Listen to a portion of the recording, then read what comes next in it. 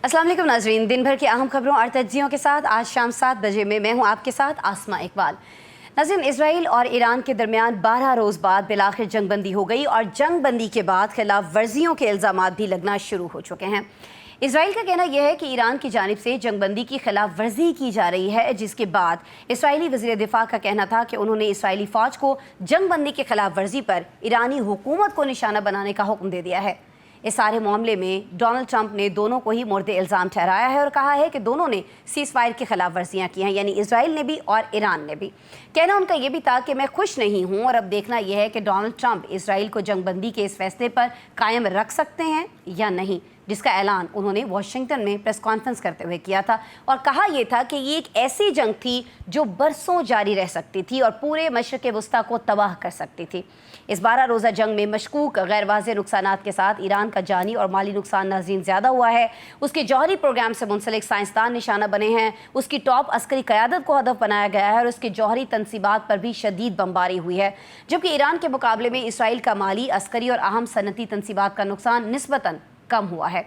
लेकिन सबसे बड़ा नुकसान इसराइल का नाकाबिले तस्हीर होने का वो हदफ था जिसे ईरान के खैबर शिकन मिसाइल ने पाश पाश कर दिया। अब इस जंगबंदी के बाद सबसे अहम सवाल उसके कायम रहने का है। क्या इसराइल के मुताबिक इससे मतलूबा अहदाफ हासिल हो गए हैं? क्या ईरान की जौहरी प्रोग्राम ख़त्म हो चुका है? क्या ईरान की मजहबी क़यादत की जगह साबिक शाह ईरान के साहबजादे को लाने के प्रोग्राम पर पेशकदमी हो चुकी है? और क्या अब ईरान का मिसाइल प्रोग्राम इसराइल के लिए ख़तरा नहीं रहा? इन सारे सवालात के जवाब जानने के लिए हमारे साथ आज पैनल में हमने मदऊ किया है काशिफ रफ़ीक साहब को, सीनियर सहाफ़ी, सीनियर तज्ज़ियाकार, इस्लामाबाद स्टूडियोज़ में हमारे साथ तशरीफ़ रखते हैं। उनके साथ मुझे ज्वाइन किया है अली फुरकान साहब ने, आप देख सकते हैं इस्लामाबाद स्टूडियोज़ ही में हमारे साथ तशरीफ़ रखते हैं शहजाद अनवर फ़ारूकी साहब, और मुझे वीडियो लिंक पर ज्वाइन किया है मोहम्मद नौशाद अली साहब ने। गुफ्तगू का आगाज़ जो है काशिफ रफ़ीक साहब, सर मैं आपसे करना चाहूँगी।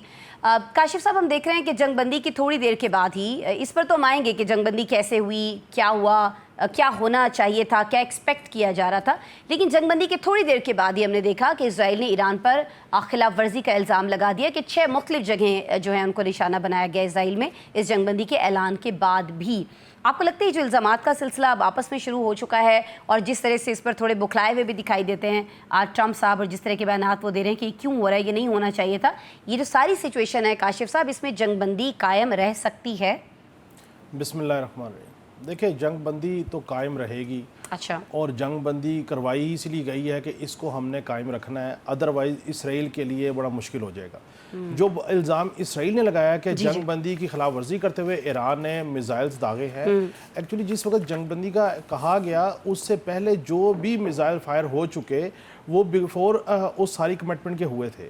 अब इसराइल का कहना यह है कि ईरान ने जंगबंदी के ऐलान के बाद मिसाइल फायर किया, जबकि ईरान ने इसकी तरदीद की 6 मुख्तलिफ जगहों पर रिपोर्ट्स आ रही हैं। दूसरी इंपॉर्टेंट चीज़ यह है कि दुनिया की एक अजीब सियासी शख्सियत है, मैं अजीब इसलिए एक लफ्ज़ यूज़ कर रहा हूँ कि सदर ट्रंप साहब वाहिद सालस है, जब सालसी करवा लेते हैं, ऐलान कर देते हैं, तो फिर सालस इनकी बात ही मानने को तैयार नहीं होते।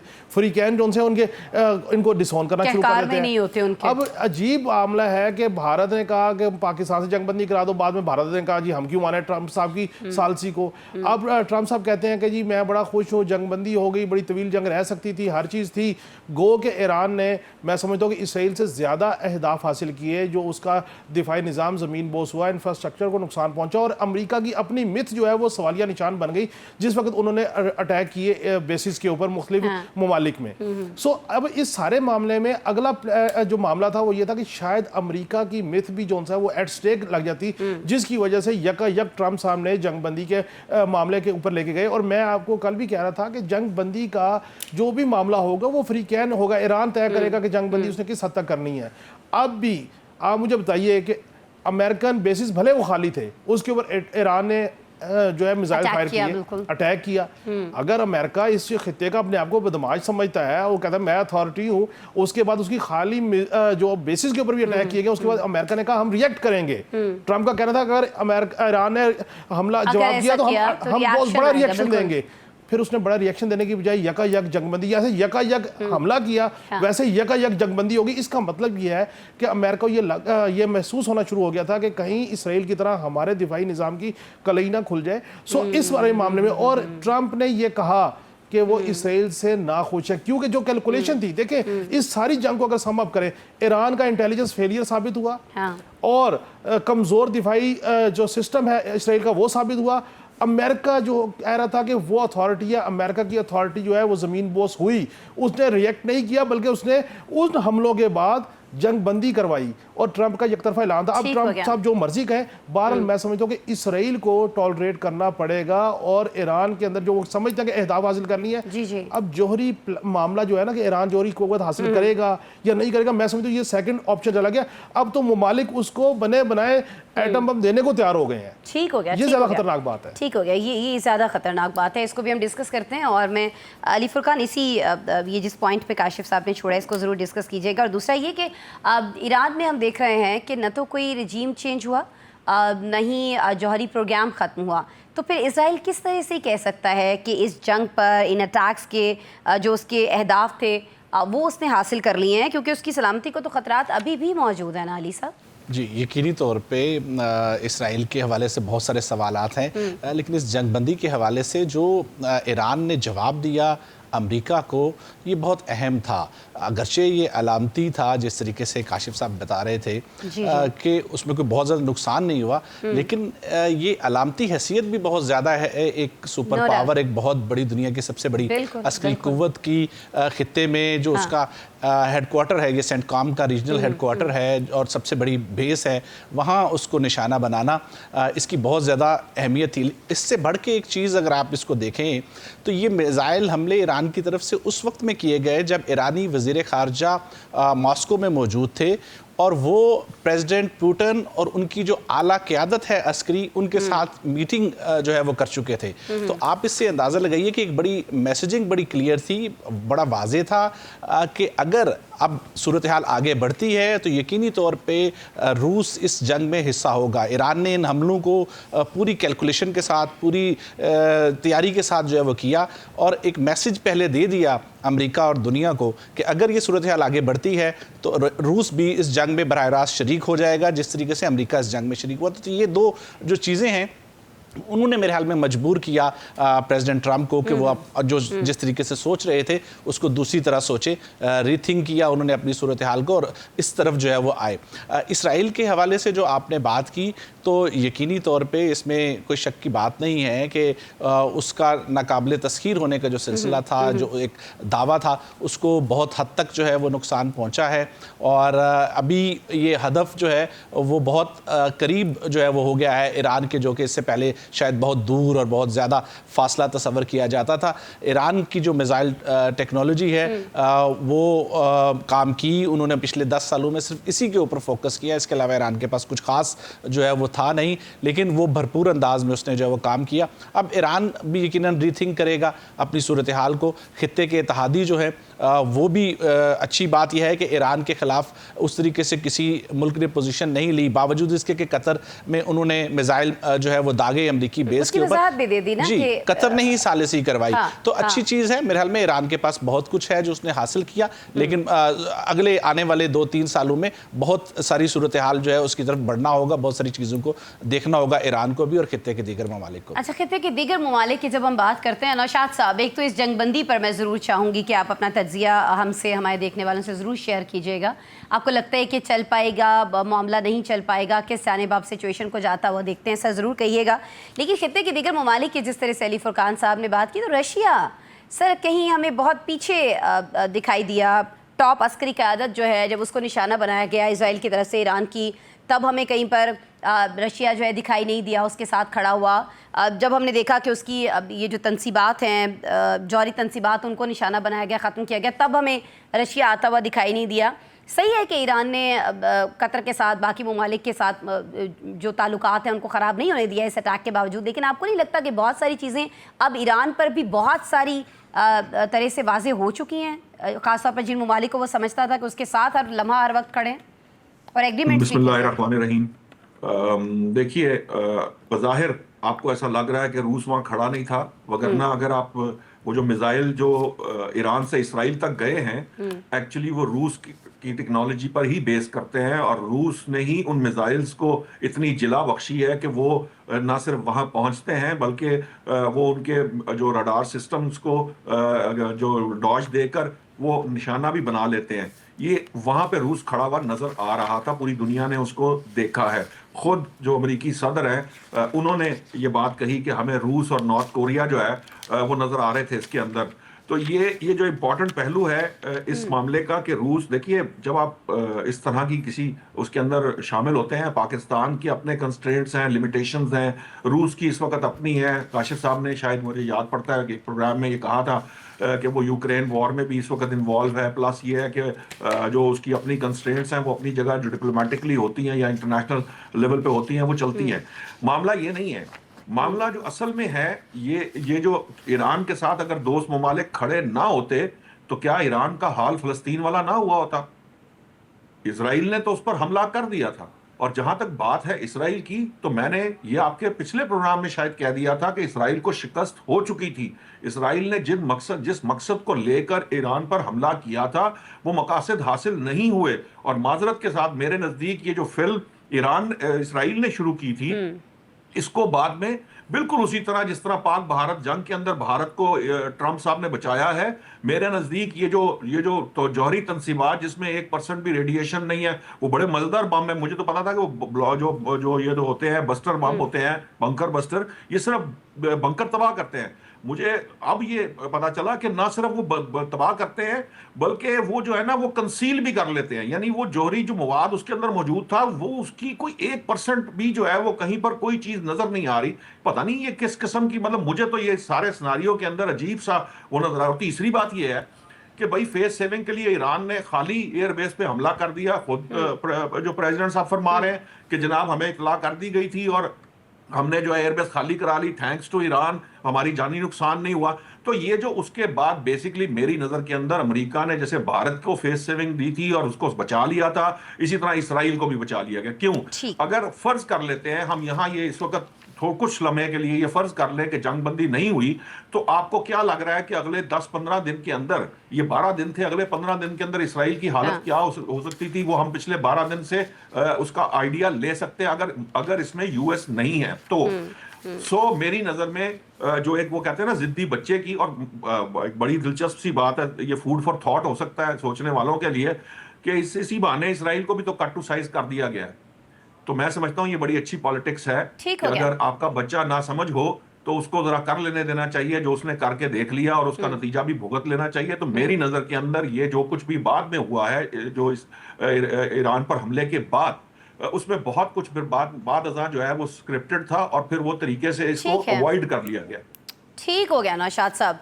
अब मैं शहजाद साहब, अब इस सेगमेंट का जो सबसे समझ लीजिए कि इम्पॉर्टेंट क्वेश्चन है सर, वो मैं आपके सामने रखना चाह रही हूँ। अब ये दूसरी बड़ी जंग है जिसका ट्रंप के सामने आगाज़ हुआ और उन्होंने इसको रुकवाया भी।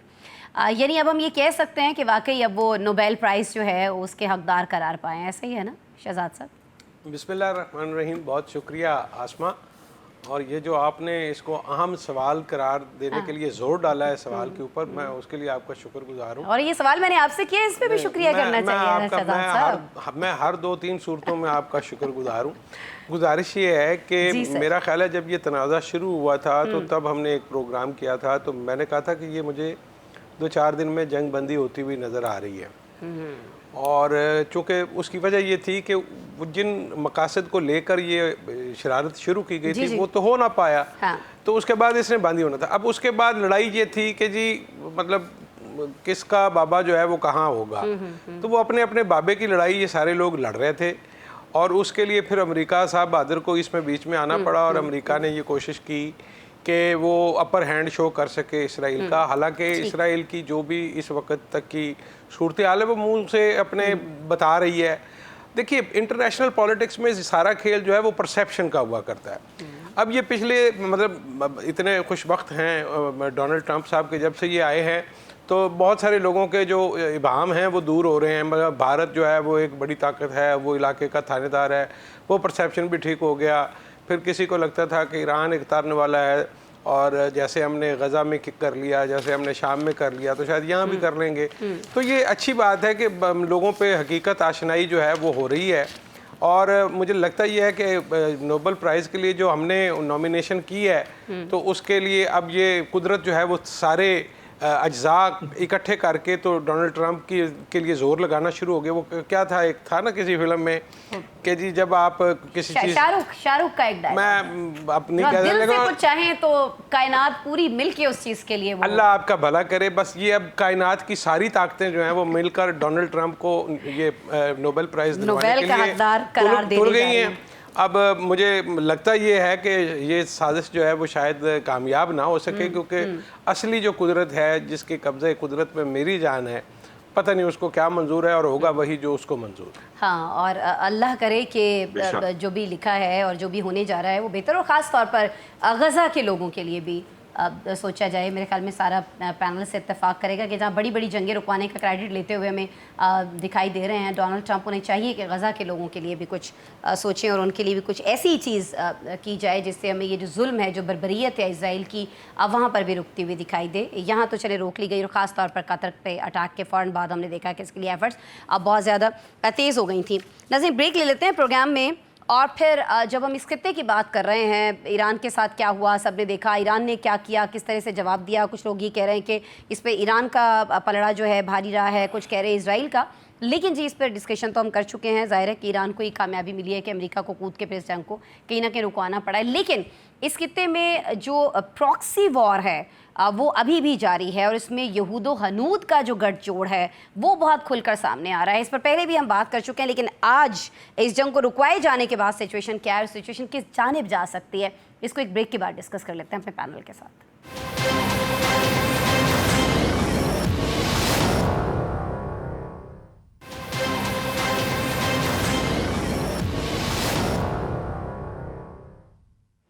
वेलकम बैक जी। खित्ते में प्रॉक्सी वॉर जारी है, और हम देख रहे हैं कि इसमें यहूद और हनूद का गठजोड़ जो है वो अब बहुत ज़्यादा खुलकर सामने आ रहा है। गठजोड़ हमेशा से था, लेकिन अब खुलकर सामने आ रहा है। इजराइल अपनी प्रॉक्सीज़ की मदद से अपने मकासद हासिल करने के लिए कोशां है, और इस काम के लिए मोदी सरकार ने अपनी खिदमात पेश कर दी हैं। नई दिल्ली से तल अबीब तक 4000 किलोमीटर तवील फासला होने के बावजूद आलमी अमन की तबाही पर दोनों रियासतें एक हैं। नेतन्याहू और नरेंद्र मोदी का ये गठजोड़ खित्ते में अमन के कमज़ोर कदमों के लिए बारूदी सुरंगों से कम नहीं है। खित्ते में कुर्द अलहदगी पसंद इजराइल और बलोच लिबरेशन आर्मी भारत की प्रॉक्सी के तौर पर मुतहरिक हैं। पाकिस्तान BLA और नई दिल्ली के राबितों और फंडिंग के नाकाबिले तरदीद शवाहिद दुनिया के सामने ला चुका है, और इसमें सबसे बड़ा जीता जागता सांस लेता सबूत नाज़रीन रॉ के एजेंट कुलभूषण यादव की सूरत में पाकिस्तान की तहवील में मौजूद है। दूसरी तरफ इसराइल कुर्द अलहदगी पसंदों का माए बाप बना दिखाई देता है, उन्हें इस्तेमाल करता दिखाई देता है। कुर्द फौजी कमांडर जो हैं वो ये कहते हैं कि इसराइल हमारा दोस्त है और हम एक मुश्तरका दुश्मन यानी ईरान के खिलाफ खड़े हैं। सूरत हाल को समझने के लिए ये बयान मेरे ख्याल में नाज़रीन काफ़ी है, लेकिन यहाँ सवाल ये खड़ा होता है कि इन प्रॉक्सीज़ के होते हुए खित्ते में अमन का क़याम कैसे मुमकिन है। क्या ईरान, पाकिस्तान, तुर्की और बांग्लादेश को मिलकर 5 आइज़ की तर्ज पर कोई इंटेलिजेंस शेयरिंग नेटवर्क नहीं बना लेना चाहिए? और क्या आलमी सतह से इसराइल भारत पर दबाव बढ़ाकर उन्हें मज़मूम मकासद से रोका जा सकता है? ये सवाल हम अपने पैनल के सामने रखते हैं, और पैनल में सबसे पहले मैं काशिफ रफ़ीक साहब, सर आपकी तरफ आऊँगी। सर, ये जो कुर्द फौजी कमांडर हैं जनरल यज़दानपना, इनका ये जो बयान है जो मैंने अभी शेयर किया कि जी इसराइल हमारा दोस्त है और हम एक मुश्तरका दुश्मन ईरान के ख़िलाफ़ खड़े हैं, सर इसराइल के आलमी दहशतगर्दी के किरदार पर आपको नहीं लगता कि एक बहुत बड़ी गवाही है कि वो वाकई इतने मीलों दूर बैठकर भी ईरान के अंदर, इस खित्ते के अंदर कहीं ना कहीं जो प्रॉक्सी वॉर है इसको हवा दे रहा है? सर और क्या सबूत चाहिए दुनिया को? देखिए, इसराइल सिर्फ एक कुर्द की पुष्ट नहीं कर रहा। देखिए, इसराइल के साथ भारत का नेक्सस मौजूद है। कुर्द जो है वो टर्की के खिलाफ लड़ते रहे, फिर उसके बाद यकतरफा तौर पे उनकी जंगबंदी हो गई। अब वो कुर्द जो उनसे ईरान को कह रहे हैं, चौथे महल्ले से बैठ के कह रहे हैं कि ईरान के खिलाफ हम चाह रहे हैं। असल मसला ये है कि जिस मामले को लेके इसराइल ने ये सारी जारहियत मुसल्लत की, उसको उसका कोई भी हासिल वसूल नहीं हुआ। उसको ये था कि शायद वो तमाम मरकज़ी लीडरशिप को शहीद कर देगा, तो उसके बाद वहाँ से पॉलिटिकल अपनी मर्जी की हुकूमत वहाँ पे ले आएगा, जो रजीम चेंज होगी, जो उसकी मर्जी के फैसले मुसल्लत करेगी। लेकिन और दूसरी इसके लिए तरफ उसने अमेरिका पे बड़ा काशिफ साहब प्रेशर डाला, साथ शामिल किया। बिल्कुल। अच्छा, अब आप देखें दो पहलू हैं। ईरान के ऊपर 3-4 दहाइयों से एक पाबंदियों का सिलसिला जारी है। इन तमाम पाबंदियों के बावजूद ईरान ने जो मिसाइल्स टेक्नोलॉजी रूस की इश्तराक से ली, उस मिसाइल टेक्नोलॉजी ने इसराइल की ऐसी तैसी फेर दी। अगर ये ईरान के ऊपर पाबंदियाँ ना होती तो ईरान फ़िज़ाई तौर पे भी और जौहरी एतबार से भी शायद बहुत ज़्यादा आगे चला जाता। नंबर 2, अब आप देखें कि ईरान को ये पता लग गया कि इस सारी जंग में जिस भारत की वो इन्वेस्टमेंट चाह रहा था, जिस भारत को वो पेनिट्रेट करवा रहा था चाबहार बंदरगाह से, बाकी चीज़ें, और आज ये पकड़े गए हैं कि भारतीय लोग जो है वो इंटेलिजेंस और इंफॉर्मेशन दे रहे थे इसराइल को, मुसाद को। मैं ये समझता हूँ कि अब ईरान जो है, अगर वो समझता है कि उसने अपने इसी सिस्टम को, इसी रजीम को मजबूत करना है, तो सबसे पहले उसको भारत को ईरान से बेदखल करना पड़ेगा। भारत ईरान के रास्ते से दहशतगर्दी पाकिस्तान में करवा रहा है। भारत जो है वो पूरी सपोर्ट दे रहा है इसराइल को, वहाँ पे इन्वेस्टमेंट्स करवा रहा है। अब इसराइल का इशू ये है कि इसराइल ऐसे तमाम लोगों को अपने साथ मिलाना चाहता है जिनके ऊपर उसने साल इन्वेस्टमेंट की है, उन तमाम प्रॉक्सीज को खड़ा करना चाहता है जो ईरान को पॉलिटिकली डिस्टेबलाइज करें, क्योंकि जब तक उसे पता है कि पॉलिटिकल डिस्टेबलाइज नहीं होगी, चेंज ऑफ रजीम नहीं होगी, उनका ऑपरेशन मुकम्मल नहीं होगा। वो जो मर्जी बातें करते रहे, जो मर्जी दावे करते रहे। आखिर नेतन्याहू ने और मोदी की तरह अपनी आवाम को कोई ना कोई तो फेस सेविंग दानी है, कुछ ना कुछ तो देना। ना मोदी अपने एक्शन को जस्टिफाई कर सका है, ना ही नेतन्याहू अपनी कौम और अपनी पार्लिमान के सामने इस एक्शन को जस्टिफाई कर सकेगा। बाकी प्रॉक्सीज हैं जिन्होंने पैसे लिए हुए हैं इसराइल से, मुसाद से, रा से, वो जहरी बात है, वो बोलेंगे, वो भले कोई भी कमांडर हो, कोई भी चीज़ हो। लेकिन मैं उस वक्त भी कह रहा था कि जिस तरह की जारहियत मुसल्लत की गई है ईरान के ऊपर, at this moment change of regime no way, क्योंकि तमाम लोग इंटीग्रेट हो गए। पाकिस्तान में देखे ना कितना इख्तलाफ था, लेकिन जिस वक्त जारहियत मुसल्लत की भारत ने, सारी कौम इकट्ठी हो गई। सो एक सेंटिमेंटल इशू था, और मैं ये समझता हूँ कि खुद कहीं ना कहीं अमेरिका ने भी कहा होगा इसराइल को कि अब आपको ज़रा तसल्ली होगी, जो आप अपने आप को कह रहे थे, और अमेरिका को भी आप ब्लैकमेल कर रहे थे, आपको तसल्ली होगी कि आप कितने प्रधानमंत्री और कितने पहलवान हैं, आखिर मुझे ही आना पड़ा आपको बचाने के लिए। ठीक हो गया। मैं शहजाद साहब, सर ये फरमा दीजिएगा कि खित्ते में इजराइल हिंदुस्तान की ये जो प्रॉक्सीज़ हैं जिनके हवाले से हम बात कर रहे हैं, ज़ाहिर सभी जानते हैं कि इनके होते हुए देरपा अमन जो है ये कायम नहीं हो सकता है। तो आपको नहीं लगता है कि अब वक्त आ चुका है, बल्कि वक्त तो बहुत पहले आ चुका था, अब लेट हो रहा है, बट कर लेना चाहिए कि अमेरिका, कनाडा, बरतानिया, ऑस्ट्रेलिया और न्यूजीलैंड की तर्ज पर जो 5 आइज़ की तर्ज पर एक उनका एक इश्तराक मौजूद है, ताउन मौजूद है एक दूसरे से, उसकी तर्ज पर ईरान, पाकिस्तान, तुर्की, बांग्लादेश, इनको भी एक मुश्तरका इंटेलिजेंस शेयरिंग नेटवर्क बना लेना चाहिए। सर शहजाद साहब। आसमा बीबी, बात यह है कि करने को तो बहुत कुछ करना चाहिए हमें, बदकिस्मती ये है कि हमने कभी भी कोई काम वक्त से नहीं किया। जहाँ तक आप पाकिस्तान, ईरान, तुर्की और बांग्लादेश अब आपने डाल दिया, आरसीडी में हम पहले रहे हैं, हमारे पास ख्याल था कि हमें इकट्ठे होना है, कुछ तरक्की करनी है। लेकिन जब खित्ते में कुछ ऐसे ममालिक हों जिनके तौसीफ़ पसंदाना अज़ाइम हों, मतलब अब आप देखिए कि इसराइल और भारत के दरमियान कदर मुश्तरक क्या है। बेसिकली दोनों के अज़ाइम यही हैं कि वो अपने मौजूदा साइज़ पर खुश नहीं है, वो अपने साइज़ को बड़ा करना चाहते हैं, और इसीलिए वो प्रॉक्सीज़ के ज़रिए कभी किसी मामले में दखल अंदाजी करते हैं और कभी किसी मामले में इन्वॉल्व होते हैं। ये जो पाकिस्तान को बाकी मुल्कों के साथ मिलकर आगे चलना है, देखिए खित्ते ने तरक्की तभी करनी है जब ममालिक एक दूसरे के साथ तावन करके आगे चलेंगे। मैं तो एक कदम और आगे जाना चाहता था, और मेरी ख्वाहिश और कोशिश यही थी कि बाकी ममालिक, जिस तरह सार्क हमने बनाया था, तो सार्क को किसने डिफ्यूज़ किया, वो क्यों प्लेटफॉर्म जो है वो गैर मौसर हो गया, भारत की हटदर्मी की वजह से। वो करना, अगर यूरोपीय यूनियन एक ब्लॉक बना के तरक्की करके आगे जा सकती है, तो हमारे खित्ते में तो सबसे ज़्यादा ह्यूमन रिसोर्स है और पोटेंशियल भी बहुत ज़्यादा है, लेकिन इसके बावजूद हम कहीं नहीं जा रहे। तो उसकी वजह सिर्फ यही है कि यहाँ पर कुछ ममालिक की अना बहुत है, उनके अज़ाइम कुछ और हैं। तो मेरे नज़दीक हमें करना चाहिए था, इससे पहले भी ये होना चाहिए था, और मैं समझता हूँ कि आगे भी करना चाहिए। लेकिन इसमें आप ये इसको मुसलमानों के साथ ये देखें, अभी आपने सवाल जब शुरू किया इस सेगमेंट का तो यहूदो हनूद, अच्छा सुनने में ये बड़ी मज़ेदार और बड़ी मुझे फैंटासाइज करती है, लेकिन ये कोई इस्लामी टर्म ऐसा उस तरह नहीं है जैसे हम इसको अरबी का कोई पजामा पहना दें और कहें कि ये यहूदो हनूद का कट जोड़ है। एक्चुअली ऐसे ही है, बात ये ऐसे ही है, लेकिन इससे बात सिंपल सी है कि जब आपको कोई बंदा दरिया में फेंक देगा तो दरिया में तैरेगा वही जिसको तैराकी आती है। दूसरा आदमी खा वो मुसलमान होगा, खा वो सिख होगा या ईसाई होगा, वो डूब जाएगा। तो हमें तरक्की अगर करनी है तो बाकी लोगों को साथ लेकर चलना है, अकेले कोई तरक्की नहीं कर सकता। आप खित्ते के बाकी लोगों से भी पूछ लें, आप चाइना, रशिया और बाकी लोगों को भी साथ ले लें, वो ज़्यादा अच्छा और बड़ा आपका ब्लॉग बनेगा, क्योंकि साइज और मार्केट भी मैटर करती है। ठीक है, बिल्कुल बिल्कुल आप सही फरमा रहे हैं।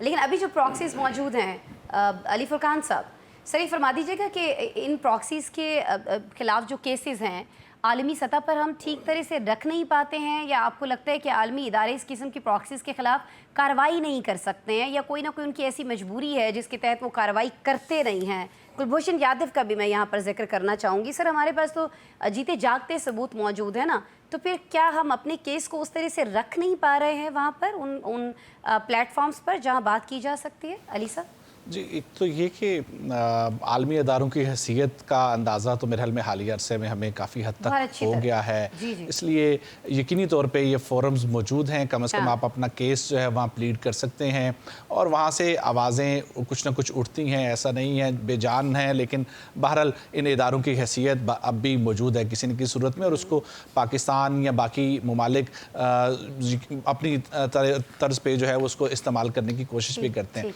लेकिन उससे बढ़ के जिस तरफ आपने बात की रीजन की तरफ, तो आप देखिए एक बड़ा कामयाब किस्म की एक हिकमत अमली कारगर हुई BLA को लेके, जो कि चीन ने पाकिस्तान और अफगानिस्तान के दरमियान जो एक तरह से कह लिए एक किरदार अदा किया, और उसके नतीजे में ये तय पाया, जो कि अब रिपोर्ट हो चुका है, कि अफगान हुकूमत BLA को और इंडिया को अपनी सरजमीन इस्तेमाल नहीं करने देगा वहाँ पे पाकिस्तान के खिलाफ, खासतौर पर बलूचिस्तान में जो सरगर्मियाँ ये चल रही हैं। इसी तरीके से आप ये देखिए कि हालिया अरसे में ईरान के साथ पाकिस्तान की कोलैबोरेशन काफ़ी बढ़ी, और वहाँ पे भी उनकी जो सरगर्मियाँ थी, बलोच की अलहदगी पसंद जो थे, जो अस्करियत पसंद अगर कहा जाए तो बेहतर रहेगा, उनकी सरगर्मियाँ भी काफ़ी जो है वहाँ पे कंट्रोल की। तो यही तर्ज जो आप बता रहे हैं, ये कुर्दिश के साथ भी जो इसी तरह हुआ है। 40 साल के बाद जो है वो तुर्किश PKK है, उसने अपनी इंसर्जेंसी को ख़त्म कर दिया है। कुर्द जो इराक में कुर्द मूवमेंट चला रहे थे वो कमज़ोर हुए हैं, सीरिया में कुर्द जो है वो कमज़ोर हुए हैं, ईरान में जो है वो उस तरीके से जो पहले जिस तरीके से वो इंसर्जेंसी कर रहे थे उस तरीके से उनकी जान नहीं रही। तो कुर्द मूवमेंट जो है ये भी बावजूद इसके कि उसको बहुत ज़्यादा सपोर्ट इसराइल की रही है या BLA को भारत की रही है, ये दोनों खासे कमज़ोर हो चुके हैं। तो ये वहाँ पर भी उनको सेटबैक जो पहुँचा है, और ये यकीनी तौर पर अब जो सिचुएशन है इसमें इन मुल्कों को दोबारा से अब बैठना पड़ेगा, रीथिंक करना होगा, और एक बड़ा अच्छा मौका है एक कमजोर सूरत हाल में इस वक्त ये तमाम, और ये मिलकर जो है वो ज्यादा बेहतर तरीके से इसको खत्म किया जा सकता है। ठीक है, मिलकर ज्यादा बेहतर तरीके से इसको खत्म किया जा सकता है। लेकिन नौशाद साहब, इसकी जरूरत तो बहुत पहले से थी, लेकिन हमने इस जरूरत को हमेशा से इग्नोर किया। अब आपको नहीं लगता है कि ये जो अभी सिचुएशन हुई है इजराइल और ईरान के दरमियान और इस खित्ते में दीगर ममालिक के दरमियान जो गलतफहमियां हैं, क्या आप समझते हैं कि वो ज़्यादा बढ़ गई हैं, और इस मौके पर ये जो प्रॉक्सी वॉर है ये भी हमें ज़्यादा और बढ़ती हुई दिखाई दे रही होगी? यहूद है, हनूद है, हिंदुस्तान की जानिब से ज़्यादा एफर्ट्स की जा रही होंगी कि इन गलतफहमियों को और ज़्यादा हवा दी जाए, ख़ासतौर पर अभी जो कतर और ईरान के दरमियान मामला हुआ है, जिस तरह से बाकी दोस्त ममालिक के साथ ईरान की गलतफहमियाँ कहीं ना कहीं बहुत बढ़ सकती हैं।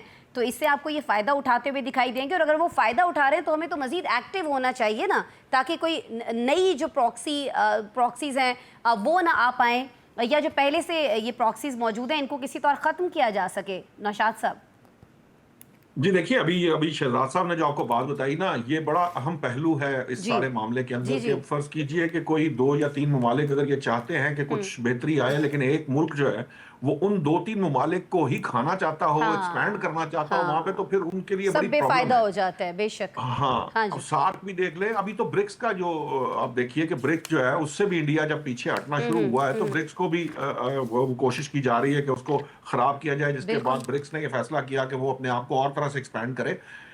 मसला सिर्फ ये है, जो इस वक्त सिचुएशन है वो ये है कि ये जो आज हम जिस जगह पे बैठकर जब इंडिया के मामले में, ये भारत के मामले में ये बात कर लेते हैं, तो एक्चुअली ये कलभूषण से ही शुरू हुआ मामला है, जिसके बाद दुनिया ने आहिस्ता आहिस्ता हमारी बात को तस्लीम करना शुरू किया। उससे पहले ये था कि भारत जो है वो तो ईरान तक को जो है उसने अपने काबू में किया हुआ था। ईरान आपकी बात सुनने को तैयार नहीं था। ईरान के अंदर बहुत बहुत बड़ी इन्वेस्टमेंट इंडिया कर रहा था मुख्तलिफ तरीके हीले बहानों से, क्योंकि उसके पीछे जो है वो इसराइल खड़ा था। तो वो पूरी लॉबी जो थी वो सपोर्ट कर रही थी। उस लॉबी के डर से, खौफ से, ब्लैकमेलिंग से, या कुछ भी कह लें, किसी भी वजह से जो है वो पाकिस्तान के जो है ना वो अगेंस्ट चीजें शुरू हो जाती थी। ये जो अभी रिसेंटली ईरान के अंदर जो रॉ के एजेंट पकड़े गए हैं, या वहां पे जो मुसाद के लिए काम कर रहे हैं लोग, वो पकड़े गए हैं। हमारे यहाँ भी, ये मैं आपको दिलचस्प बात बताता हूँ कि इस जंग के दौरान हमारे यहाँ भी कुछ लोग पकड़े गए हैं जो ईरान ने हमसे शेयरिंग की है, कुछ लोगों की जो ये रॉ से जुड़े हुए या मोसाद से जुड़े हुए हैं। तो ये जो इंटेलिजेंस शेयरिंग और मिलजुल के काम करने वाला मामला है, ये यकीनन बहुत इंपॉर्टेंट हो भी सकता है और हमारे फ्यूचर को भी सेव कर सकता है। प्रॉब्लम सिर्फ एक है कि जब तक इंडिया अपनी इस चौधराहट की ख्वाहिश से बाहर, वैसे तो निकल आना चाहिए, अब जितने जूते पाकिस्तान ने मार लिए हैं उसके बाद उसको समझ तो आ जानी चाहिए, लेकिन मुझे हिंदू की जहनीत से ये उम्मीद कम है कि वो इस तरफ जाएगा। वो बनिए की सोच जो है ना वो फिर कहीं शुरा घोंपने के चक्कर में होगी, बिल्कुल उसी तरह जिस तरह इसराइल जो है वो अपनी जो जिल्लत उसने उठाई है ईरान के हाथों, वो उसको भूलेगा नहीं। वो फिर नई किसी गेम में कोई ना कोई और मामला करने की कोशिश जरूर ये तो मैं करेगा। पूछना चाही थी कि अब तो ये जो प्रॉक्सी वॉर है इसको तेज करने के लिए ये और ज्यादा प्लानिंग कर रहे होंगे ना दोनों मिलकर। करेंगे, लेकिन जितने आप जॉइन हैंड्स करते जाएंगे, मिसाल के तौर पे ईरान के साथ आपके मामला ठीक हुए हैं, सऊदी अरब के साथ आपके ताल्लुकात बेहतर हो गए हैं, चीन आपको बहुत सी टेक्निकल असिस्टेंस जो है जिसमें उसकी सुपीरियरिटी है वो आपको प्रोवाइड कर सकता है, और फिर रशिया जो है वो उसका भी एक अमल दखल मौजूद है। तो आप बजाय इसके कि भारत को शामिल करने के या इजराइल की तरफ देखने के, या ये लोग जो तैयार नहीं है, इनसे हटकर आप जो है ना आप जॉइन हैंड्स कर लें।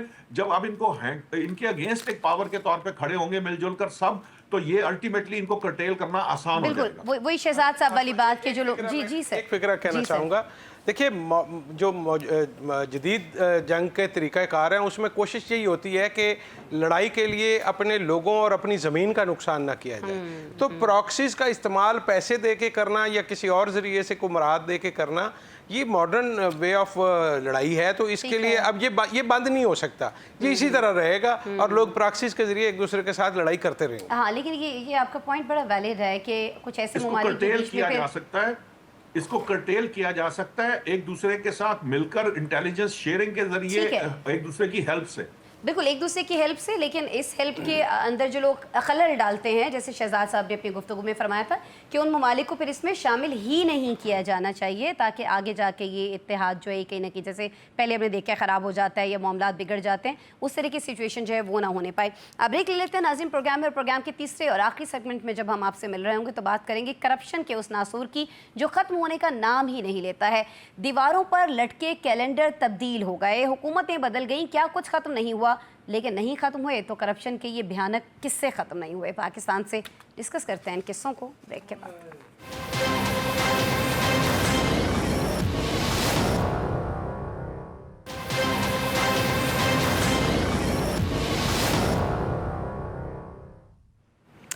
वेलकम बैक जी। अब हम प्रोग्राम में छेड़ेंगे पाकिस्तान में होने वाली करप्शन के कुछ भयानक किस्से।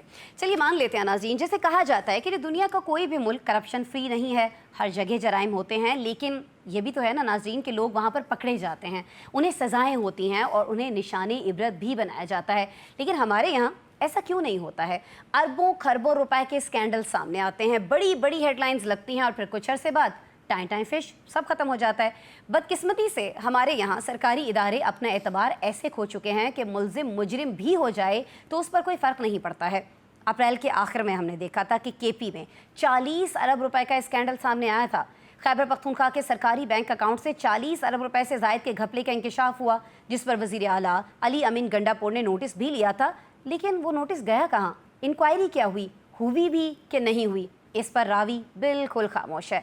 चंद रोज़ पहले के अगर हम बात करें कुछ किस्सों की, तो केपी में हमने देखा कि अरबों रुपए की बेज़ाब्तगियाँ सामने आई और फिर पंजाब के ऑडिट रिपोर्ट में 10 खरब रुपए की बेज़ाब्तगियों की खबरें हेडलाइंस बनी। जिस पर दोनों हुकूमतें कोई वाज़ेह जवाब नहीं दे पा रही हैं। और यही खामोशी जो है ये बड़ी मायनी खेज़ है कि दोनों हुकूमतें चुप क्यों हैं। कुछ तो है जिसकी पर्दादारी है। अब जिसकी पर्दादारी है वो क्या है, ये हम जान लेते हैं जी अपने पैनल से। शहजाद साहब, फिर से मैं आपकी तरफ आऊँगी सर। पहले हम देखते हैं कि केपी में 147 अरब रुपए की बेज़ाब्तगियाँ और फिर पंजाब में 10 खरब रुपए की बेज़ाब्तगियाँ। इनके पीछे हम देखते हैं कि हुकूमती मशीनरी जो है, कहा जाता है कि कहीं ना कहीं उसकी नाअहली होती है। लेकिन आपको नहीं लगता कि करप्शन में कुछ और अवामिल अभी शामिल होते हैं जिनको बेनकाब किया जाना चाहिए? लेकिन क्या करें कि जिन्होंने बेनकाब करना है उन्होंने खुद ही नकाब पहन रखे हैं, कहीं ना कहीं खुद मुलव्वस हैं। शहजाद साहब, अच्छा, आपने पहले फरमाया कि रावी, आपने रावी का जिक्र किया। मेरे वाला जो वाकफ़ रावी है वो तो चैन ही चैन लिखता है हर वक्त जब भी देखें। लेकिन मैं अब आपको 2-3 चीज़ें जल्दी से अर्ज कर देता हूँ। एक तो ये कि करप्शन पाकिस्तान का मसला नहीं है, हमें करप्शन से कोई मसला नहीं है। हमने करप्शन के साथ जीना सीख लिया है, ये हमारा मसला है। करप्शन हमें बुरी नहीं लगती, करप्शन सिर्फ वो बुरी लगती है जो लोग कर रहे हैं। अगर मैं खुद करूंगा तो मुझे बहुत अच्छी लगेगी करप्शन। मैं यहाँ पे बैठ के आपको 2-3 घंटे का लेक्चर दे सकता हूँ, जो कि मेरा दाव नहीं लगता कहीं पे, मुझे कहीं से कोई करप्शन करने का मौके नहीं मिलते। तो मैं आज बिल्कुल उनको कहूँगा ये सारे पैड़े हैं, बहुत बुरे हैं और ये करप्शन करते हैं और ये चोर के बच्चे हैं, सारे लुटेरे हैं। लेकिन एक्चुअली मेरा दाव नहीं लग रहा ना, तो मेरा बस नहीं चल रहा कि मैं कहाँ से करप्शन करूँ। हाँ, मेरा लग गया जब, तो फिर आप मेरे मुतालिक भी यहाँ पे प्रोग्राम कर लीजिएगा। 1-2 चीज़ें मैं जल्दी आपके सामने रख दूँ कि ये जो बेज़ाब्तगी का लफ्ज़ है ना, देखिए ऑडिट रिपोर्ट में बेज़ाब्तगियों का जिक्र है। तो बेज़ाब्तगी को ऐसा, इसमें बहुत सारी पहलू होते हैं। कुछ चीज़ें होती हैं जिसमें आप प्रोसेस छोड़ देते हैं, प्रोसेस को किसी वजह से बाईपास करते हैं, फिर आप ऑडिट पैराज की पहले इंटरनल एक सुनवाई होती है, फिर उसके बाद एक्सटर्नल पे सुनवाई होती है, पैरे सेटल हो जाते हैं। तो वो बहुत कम ऐसे पैरा ऑडिट पैरा होते हैं जो कि सेटल नहीं होते, उनको फिर हम करप्शन कहना, या हमें ये अच्छा लगता है चूँकि बड़ा न्यूज़ी सा वर्ड है, इसमें लोगों की तवज्जो आती है तो हम इसको करप्शन कहते हैं। हमें ये सारा सिस्टम बहुत अच्छा लगता है, करप्शन करना, वसाइल का लूट मार, वसाइल के नाजायज़ इस्तेमाल के मामलात मुझे बहुत अच्छे लगते हैं, सबको अच्छे लगते हैं। लेकिन बुरे उस वक्त लगते हैं जब नौशाद साहब कर रहे हों, अली फुरकान कर रहे हों या काशिफ कर रहे हों। मेरा तो कोई बस नहीं चलता, तो इसलिए मैं तो इसको बहुत इस लिस्ट में शामिल ही नहीं किया, ये क्या बात? चले, मैं आपको भी अपने साथ रखता हूँ कि चूँकि मेरा और आपका बस नहीं चलता, तो इसलिए जो है वो हमें करप्शन की बड़ी तकलीफ है। और आपने भी आज मौजूद टॉपिक निकाला, फिर उस पर गुफ्तगू की कि हम सुनाते हैं ये कहानी, और रावी फिर खामोश हो गया। तो फिर छोटी अमाउंट तो नहीं है ये मेरी और आपकी नाअहली है, इसमें बाकी लोगों का कोई कसूर नहीं है, हम ही कसूरवार हैं। मुझे बता दीजिए काशिफ रफीक साहब, ये जो बेज़ाब्तगियाँ हैं जिनका मैं जिक्र कर रही हूँ, जिन पे शहजाद साहब बिल्कुल वजह फरमा रहे हैं कि जी हमें बड़ी तकलीफ होती है और हम इसको डिस्कस करने बैठ जाते हैं, होता कुछ नहीं है, सज़ा इस पर हमने कभी किसी को होते हुए नहीं देखी। तो सर मुझे ज़रा ये फरमा दीजिएगा काशिफ साहब, ये समझाइएगा मेरे नाज़रीन को भी, मुझे भी, कि जब काबिल गिरफ्त मामला है ही नहीं तो फिर ये ऑडिटर जनरल जो है एतराज़ क्यों लगाते हैं? खामखा हमें ऐसे हेडलाइन दे देते हैं और हम उसको डिस्कस करने बैठ जाते हैं। सर देखिए, ऑडिटर जनरल ऑफ पाकिस्तान का जो इदारा है वो रखा इसलिए गया है कि आपने ये देखना है कि जो कार्य हुकूमत चल रही है वो अकॉर्डिंग टू जो स्पेसिफाई जो असूल हैं, ज़वाबित उनके मुताबिक है या नहीं है। पेपरा रूल के मुताबिक पेमेंटें हो रही हैं, टेंडर्स जा रहे हैं या नहीं जा रही है, उसमें कोई हुक्म है या कोई एक्स्ट्रा रिकवरी है, उसके ऊपर वो पैरे बनते हैं। और उस पैरों का फिर बाकायदा एक मैकेनिज़्म है कि आप प्रोविंशियल लेवल पे भी और कौमी असम्बली में भी PAC के अंदर इजलास होता है और उसके बाद उसको जस्टिफाई करना पड़ता है। अगर वो पैरे सेटल हो जाते हैं तो ओके, अगर रिकवरी सूट होती है तो फिर उसको रिकवरी मोड में नैब या FIA को रेफ़र कर दिया जाता है। दूसरा पार्ट इसका ये है कि जब नैब और FIA को ये रेफ़र किया जाता है तो क्या नैब और FIA इसके ऊपर कोई कंक्लूजन लेके आ सकते हैं या नहीं। देखिए, पाकिस्तान में 3-4 साल से एक ऐसी फ़िज़ा कायम हो चुकी है कि आपने जितनी ज़्यादा ईमानदारी के साथ जितने बड़े लोगों की आओ भगत की, उनके साथ आपने वफादारी की, उनके साथ आप उनकी के माली मामलात में और करप्शन के मामलात में उनके आप खिलाफ वादा माफ गवाह नहीं बने, आप उनके साथ अपने साथ दिया, और फिर जब उनकी हुकूमत आई फिर आपको बड़े बड़े ओहदे से नवाजा जाता है, आपको सेनेटर बना दिया जाता है, आपको फिर वजीर बना दिया जाता है, फिर आप सारी ब्यूरोक्रेसी के ऊपर बैठ जाते हैं और फिर कहते हैं अपनी मर्जी की ब्यूरोक्रेसी चलाते हैं। और फिर उस वक्त जिन ब्यूरोक्रेट ने ये गुनाह कबीरा का किया जाता है, मेरे ऊपर इल्जाम ठीक है कि मैं नाम नहीं लेता।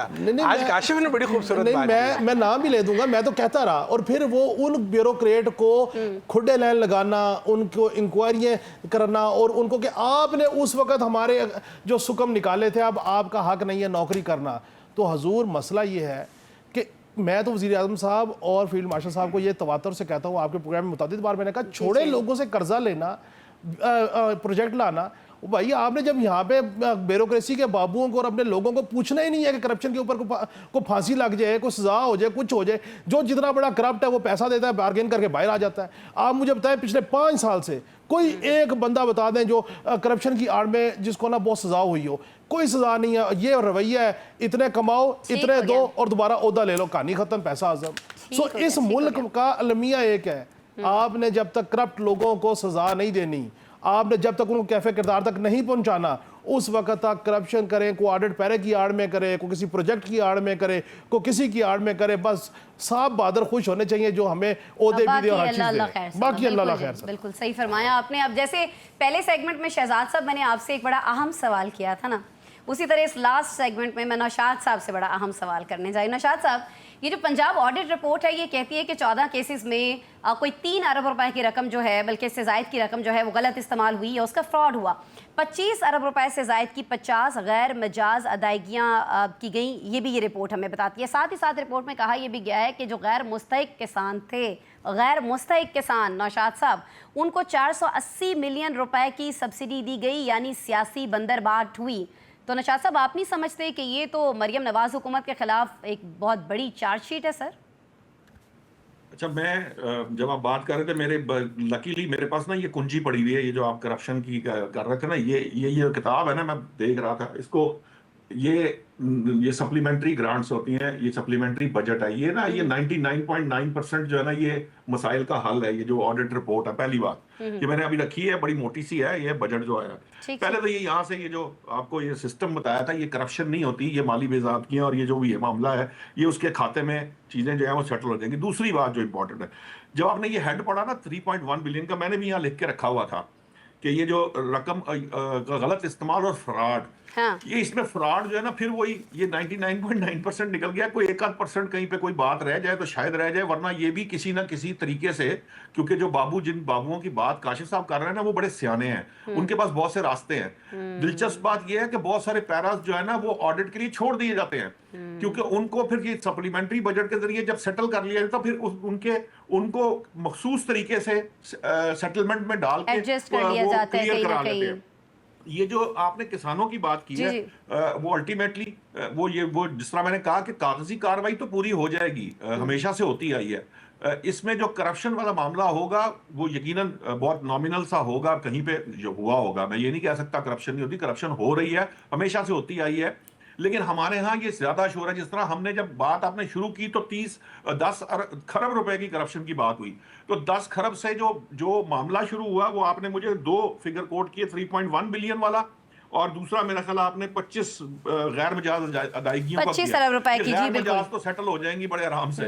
ये 3.1 में भी वो आटे में नमक के बराबर जो है ना वो फ्रॉड का मामला आएगा। बाकी सारे जो वो रकम का गलत इस्तेमाल है वो दोबारा हेड सीधे होंगे तो वो सारा कुछ ठीक हो जाएगा।